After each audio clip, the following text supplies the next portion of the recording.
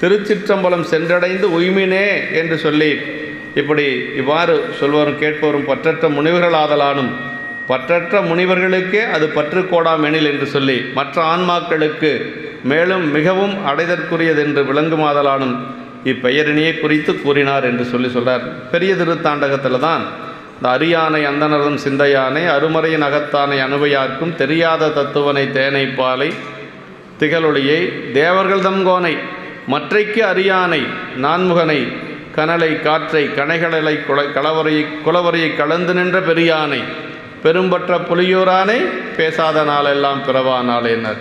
அதான் அதுக்கு தான் பேர் பெரிய திருத்தாண்டகங்க. பெரிய திருத்தாண்டகன்னு ஏன் பெயர் வந்தது அப்படின்னா அடியாருடைய சிறப்பை சொல்லிய திருத்தாண்டகம் அது.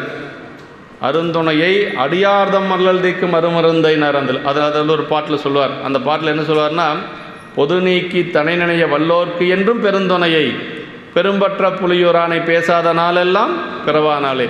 சாமி எப்படி வழிபாடு செய்யணுமா, அதாவது அவர் எப்படிப்பட்டவர்னா பொது நீக்கி தனை நினைய வல்லோர்க்கு என்றும்னார்.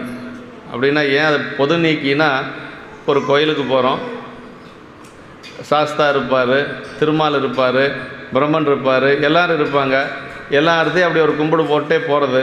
கடைசியாக சாமிக்கிட்ட போய் ஒரு கும்பிடு போகிறது.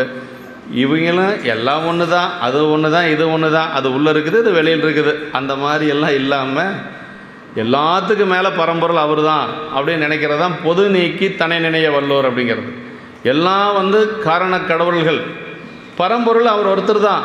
அதை யார் தெரிஞ்சு வழிபாடு செய்கின்றாங்களோ அவங்களுக்கு பெருந்துணையாக இருப்பாராம் சாமி. அதான் பொது நீக்கி தனை நினைய வல்லோர்க்கு என்றும் பெருந்துணையை பெரும்பற்ற புலியூரானை பேசாத நாளெல்லாம் பிறவானாலேனர்.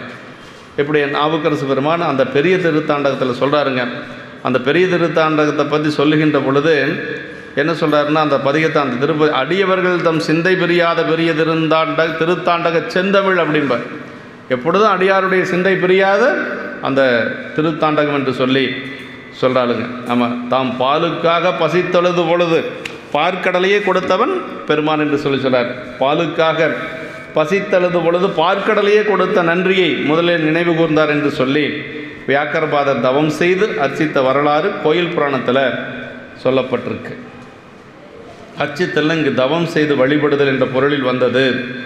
அர்ச்சனை செய்ய பூ பறித்தற்கு முனிவர் பெருமான் புலிக்கால் உருவம் கொண்டமையும் கருதுக என்று சொல்லி. ஏன் புலிக்கால் கொண்டாருன்னா, வேண்டி பெற்றது பெருமானிடத்தில். அர்ச்சனை செய்வதற்கு மலர் பறிப்பதற்கு